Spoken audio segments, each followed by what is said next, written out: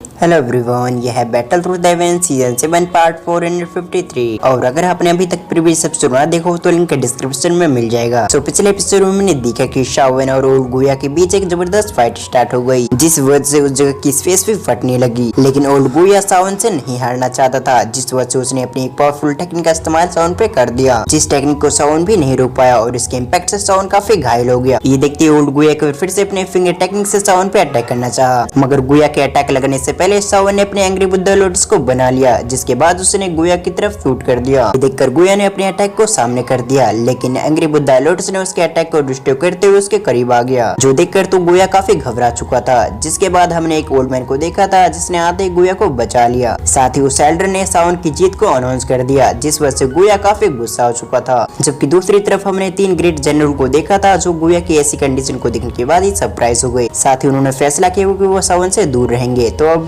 आगे इस पार्ट की शुरुआत में भी हम उन तीनों ग्रेट जनरल को देखते हैं। तब एक ग्रेट जनरल दूसरे ग्रेट जनरल से कहता है, सीनियर क्या आपने अपने ब्लड लाइन को चेक करवा लिया? ये सुनने के साथ ही सीनियर नोट करते हुए कहते हैं, मैंने अपने ब्लड लाइन को चेक करवा लिया है, जहाँ मेरा ब्लड लाइन ग्रेट 9 का आया है। ये सुनते ही बाकी के दोनों ग्रेट जनरल सरप्राइज हो गए। वो कहते हैं, क्या सीनियर सच में? इसके साथ ही उन दोनों ग्रेट जनरल ने अपने सीनियर को कांग्रेचुलेट कहा। तभी दूसरा ग्रेट जनरल कहता है, मुझे यकीन है कि मिस यूनिवर्स की भी ब्लड लाइन आपके आसपास ही होगी। ये सुनते ही फर्स्ट ग्रेट जनरल के चेहरे पे स्माइल आ गई। वो कहता है, ऐसा बिल्कुल भी नहीं हो सकता, क्योंकि ग्रेट 9 का ब्लड लाइन मुझे बहुत मुश्किल से मिला है, जबकि मिस की ब्लड लाइन इतनी परफेक्ट है कि उसका सामना कोई भी नहीं कर सकता। यहाँ तक मुझे लगता है मैं मिस से बहुत ज्यादा पीछे हूँ, इसलिए तुम इस बात को भूल ही जाओ कि मैं मिस के ब्लड लाइन की बराबरी कर पाऊंगा। ये सुनते ही दोनों ग्रेट जनरल एक बार फिर से शॉक्ड हो गए, क्योंकि उन्हें धीरे धीरे करके समझ में आ रहा था कि उनका सीनियर उनसे क्या कर रहा है। फिर सिंसिप टुकरो एल्डर टोंगसोन को देखते हैं, जो शाओवेन की ओर देखते हुए कहते हैं, तुम दोनों अब जा सकते हो, क्योंकि तुम्हारी फाइट अब खत्म हो चुकी है। ये सुनने के साथ ही शाओवेन ने एल्डर टोंगसोन को ग्रीट किया और अगले पल वो यूनिट के बाजू में आ गया। जबकि गुया की बात की जाए तो वो भी अपनी जगह से डिसअपीयर हो गया। अब जबकि दूसरी तरफ एल्डर टोंगसोन आगे बढ़ते हुए सभी से कहते हैं, शाओवेन और गुया के बीच की फाइट खत्म हो चुकी है, इसीलिए अब हमें सेरेमनी को आगे बढ़ाना चाहिए। ये कहते हुए उन्होंने ब्लड टेस्टिंग ग्राउंड को फिर से क्रिएट कर दिया। जिसके बाद एल्डर टोंगसोन बाकी के एल्डर से कहते हैं, आगे की सेरेमनी को मैं खुद होल्ड करूंगा। ये सुनते ही बाकी के एल्डर सरप्राइज हो गए, लेकिन वो इसके लिए पूरी तरह से तैयार हो गए।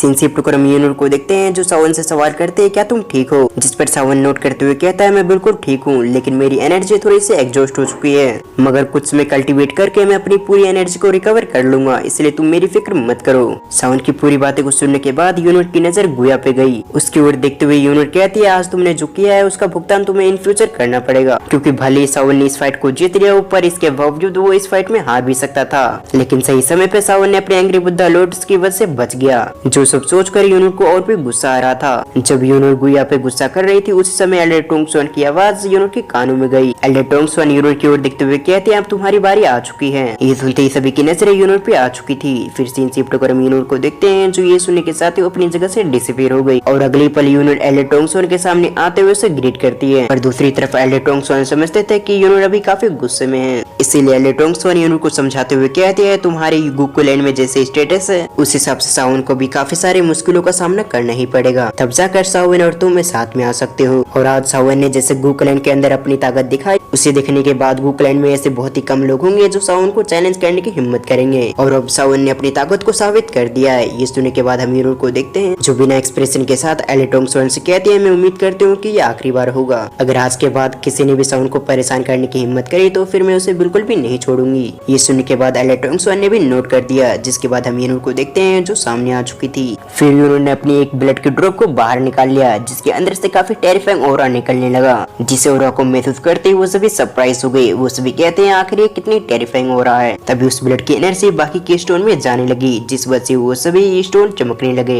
और जैसे जैसे यूनिट की ब्लड लाइन की पावर बाकी के स्टोन को चमका रही थी, उसी तरह से उसकी पावर टेरिफाइंग होते जा रही थी। ये देखने के बाद तो सभी लोग काफी एक्साइटेड हो गए कि आखिर यूनिट का ब्लड लाइन कहाँ तक पहुँचा होगा। और जल्दी यूनिट की ब्लड लाइन ने 9 स्टोन को चमका दिया। ये देखकर तो सभी लोग सरप्राइज हो गए। साथ ही बाकी के एल्डर्स ध्यान से स्टोन की ओर देखने लगे। तभी एक व्यक्ति कहता है, ये तो ग्रेट 9 का ब्लड लाइन है। सचमुच यूनिट काफी पावरफुल है, जो बिना किसी तकलीफ के ग्रेट 9 की ब्लड लाइन तक पहुंच गई। जबकि शाओवेन और शाओवेन की टीम भी यूनिट के इस रिजल्ट से काफी खुश हो गए थे। सीन चेंज होकर हम उन्हीं तीनों ग्रेट जनरल को देखते हैं, जो ये देखने के साथ ही उनके चेहरे पे स्माइल आ चुकी। तभी ग्रेट जनरल कहता है, ये तो सचमुच ग्रेट 9 का ब्लड लाइन है, जो काफी पावरफुल होती है। जिस पर दूसरा ग्रेट जनरल कहता है तुम अभी फैसला मत करो बल्कि तुम अपने सामने देखो। ये सुनने के बाद वो दोनों कंफ्यूज हो गए, लेकिन जैसे उन्होंने सामने देखा उसी समय वो दोनों सरप्राइज हो गए। फिर सीन शिफ्ट कर हम यूनिट को देखते हैं जिसकी ब्लड लाइन की पावर अभी भी नहीं रुकी थी बल्कि धीरे धीरे करके वो तेज हो रही थी। जैसे इस चीज को बाकी लोगों ने महसूस किया उसी समय वो सभी शॉक्ड हो गए। तभी एलेटोंगसुआन अपने मन में कहते हैं यूनिट की ब्लड लाइन ग्रेट 9 की पीक पे आ चुकी है। ये कहते वो काफी उम्मीद से यूनिट की ओर देख रहे थे,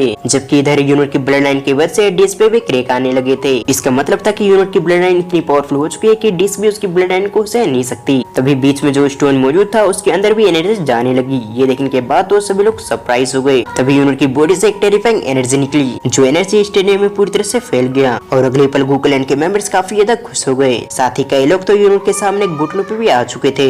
फिर सीन शिफ्ट कर हम जीनेन एकेडमी के हेड को देखते हैं, जो यूनिट के ब्लड लाइन को देखते हुए कहते हैं ये लड़की तो सचमुच काफी टैलेंटेड है, क्योंकि इसने इतनी कम उम्र के अंदर डिवाइन ब्लड लाइन को अचीव कर लिया। जबकि इधर यूनिट अपनी ब्लड लाइन को चेक करवाने के बाद एलेटोंगसुआन के सामने आ चुकी थी। साथ ही अभी के टाइम उसके चेहरे पे कोई भी इमोशंस नहीं थे। एलेटोंगसुआन यूनिट की ओर देखते हुए कहते हैं तो सचमुच एक डिवाइन ब्लड लाइन है। ये कहते हुए उन्होंने एक गोल्डन कलर के पेन को बाहर निकाल लिया। तभी एक एल्डर इस पेन को देखते हुए अपने मन में कहता है इस कलम को पिछले हजारों सालों से हमारे गूगलैंड ने इस्तेमाल नहीं किया था, पर हजारों सालों के बाद आज हम यूनिट की वजह से इस गोल्डन प्रिंट का इस्तेमाल कर पाएंगे। जब ये एल्डर ये सब अपने मन में सोच रहा था तब दूसरी तरफ हम एलेटोंगसुआन को देखते हैं, जिन्होंने अपने कलम को घुमाना भी शुरू कर दिया था, जिस वजह से यूनिट के फोरहेड पे एक सिंबल बन गया था। फिर कुछ समय बाद एलेटोंगसुआन यूनिट से कहते हैं मेरा काम हो चुका है। ये सुनते ही यूनिट ने अपनी आंखें ओपन कर ली, जिसके साथ ही यूनिट ने अपनी टेरिफाइंग एनर्जी को रिलीज कर दिया। इस एनर्जी को जैसे यूनिट ने रिलीज किया उस समय एक व्यक्ति हंसने लगता है, जो आवाज एलेटोंगसुआन को छोड़कर किसी को भी सुनाई नहीं दिया। तभी वो मिस्टीरियस वॉइस कहते तो फाइनली हजारों सालों के बाद हमारे गूगलैंड में एक डिवाइन ब्लड लाइन आ चुकी है। इस मिस्टीरियस आवाज को सुनकर एलेटोंगसुआन सरप्राइज हो गए। फिर सीन शिफ्ट कर उन तीनों ग्रेट जनरल को देखते हैं, जो यूनिट के डिवाइन ब्लड लाइन को देखने के बाद काफी खुश हो गए थे। तभी सीन ग्रेट जनरल कहता है अब हमें इस जगह से चलना चाहिए। ये कहे तो वो जैसे इस जगह से डिसअपीयर होने वाला था तभी वो कुछ महसूस करके सावन के डायरेक्शन में देखने लगा, जहाँ सावन भी उन्हें देख रहा था। ये देखते सीन ग्रेट जनरल के चेहरे पे स्माइल आ गई। वो बाकी के ग्रेट जनरल से कहता है लगता है सावन ने हमें ढूंढ लिया। ये कहने के साथ ही वो तीनों अपनी जगह से डिसअपीयर हो गए। जबकि इधर सावन कहता आखिर ये तीनों कौन थे, इनकी एनर्जी तो गुया से भी पावरफुल थी। कुछ समय सोचने के बाद सावन ने इन तीनों को इग्नोर कर दिया। फिर वो यूनिट की ओर देखते हुए कहता अब हमें इस जगह से चलना चाहिए। ये कहने के साथ ही सावन ने जीनेन एकेडमी के हेड को ग्रेट किया और अगले पल वो अपनी टीम के साथ उस जगह से जाने लगा। सावन और उसकी टीम को जाता देख जीनेन एकेडमी के हेड कहते हैं सावन अभी भी काफी घायल है, क्योंकि भले एलेटोंगसुआन ने सावन को बाहर से हील कर दिया हो, लेकिन वो अंदर से अभी भी इंजर्ड है। वैसे भी गुया की फिंगर टेक्निक काफी पावरफुल था, जिस वजह से सावन को अपने आप को रिकवर करने में काफी समय लगेगा। इधर हम यूनिट को देखते हैं, जो खुद भी सावन के बारे में सोचकर काफी परेशान हो रही थी। ये सोचते हुए यूनिट एलेटोंगसुआन की तरफ देखते हुए ग्रेट करती हो और अगली पल वो सावन के पीछे डिसअपीयर हो गई। यूनिट की इन एक्शन को देखने के बाद तो एलेटोंगसुआन के चेहरे पे भी स्माइल आ चुका था। जबकि इन सभी से अलग हम एक व्यक्ति को देखते हैं, जो यूनिट की ब्लड लाइन को देखने के बाद तो काफी गुस्सा हो चुका था। वो फिगर कहता है इस सावन के साथ यूनिट को भी खत्म करना होगा,